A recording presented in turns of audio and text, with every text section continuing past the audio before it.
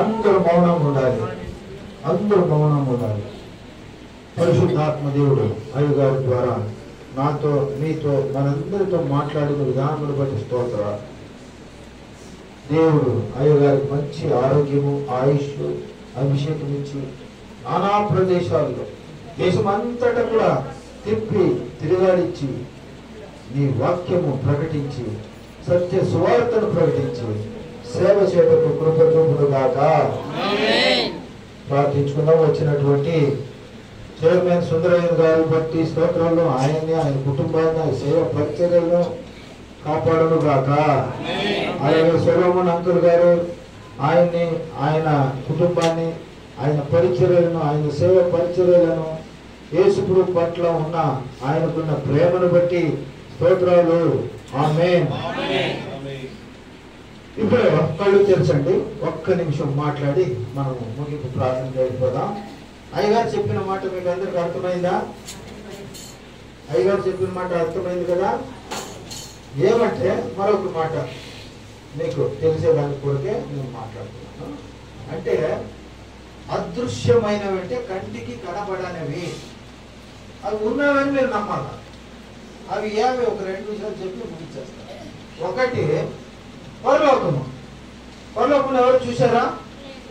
లేదు. మరి పరలోకం ఉంది అని నమ్ముతున్నాం కదా, అది విశ్వాసం అంటే. రెండోది 2025 సంవత్సరాల వెనకాల యేసు ప్రభు వారు భూలోకానికి వచ్చారు. మీరు చూసారా?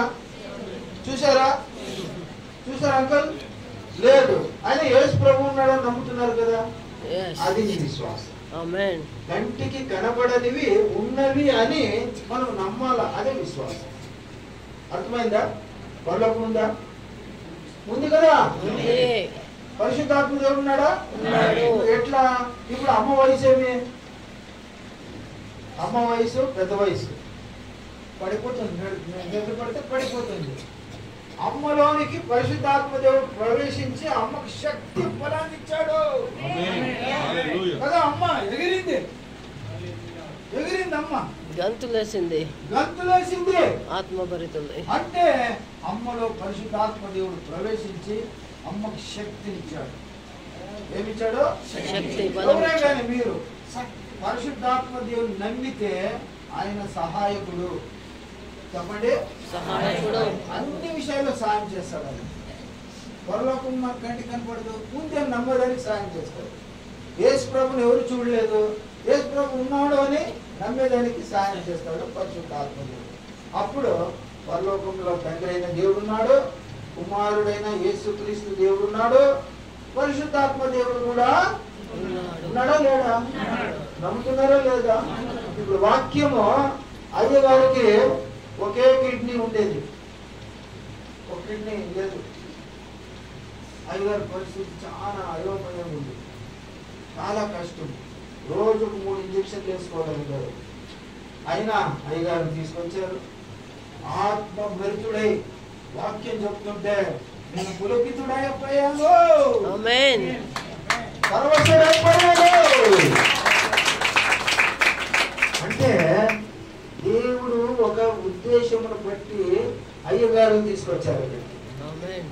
అయ్యగారు మీకేమైనా వెండి బంగారు ఇస్తామని చెప్పి తీసుకొచ్చారా? లేదు కదా. అయ్యగారి దగ్గర ఏముందంటే ఒకటే ఉంది, అది మీకు కలుగుతుంది, దొరుకుతుంది. అదేమంటే నజరేయుడైన యేసుక్రీస్తు వారి నామము, యేసుక్రీస్తు నామము, నజరేయుడైన యేసుక్రీస్తు వారి నామము. ఆ నామములో శక్తి ఉంది, ఆ నామములో ఆరోగ్యం ఉంది, ఆ నామములో అభిషేకం ఉంది, ఆ యేసుక్రీస్తు నామములో విడుదల కలదు. నిరంతరం రావడం వల్ల, మంచి వాక్యం వినడం వల్ల, పరిశుద్ధాత్మ దేవుడు మీలో కార్యం చేయడం వల్ల ఆ కాస్తో కూస్తో ఉన్నటువంటి రోగాలన్నీ కూడా ఈరోజు బయటికి వెళ్ళి పారిపోయాయి. అభిషేకం కావాలి, పరిశుద్ధాత్మ దేవుడే అభిషేకం కావాలి. అయ్యగారు తీసుకొచ్చి దేవుడు మంచి వాక్యానికి పలికించాడు, తెలియజేపించాడు. మీకు నమ్మకాన్ని విశ్వాసాన్ని పెంపొందింపజేశాడు. లోకంలో వాటి వినొద్దండి, లోకం వైపు చూడొద్దండి.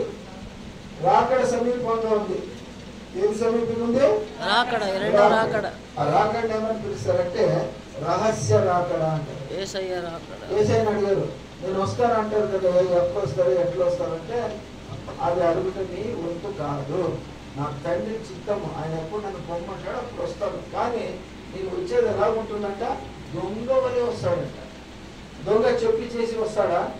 ఇంటికి వస్తాను, మీ కమ్మలు దొంగలు తీసుకుని పోతాను, పాత్రలో పెట్టి డబ్బులని ఎత్తుకుని పోతాను చెప్పి వస్తాడు దొంగ. నీకు తెలియకుండా వస్తాడు, తీసుకెళ్ళిపోతాడు.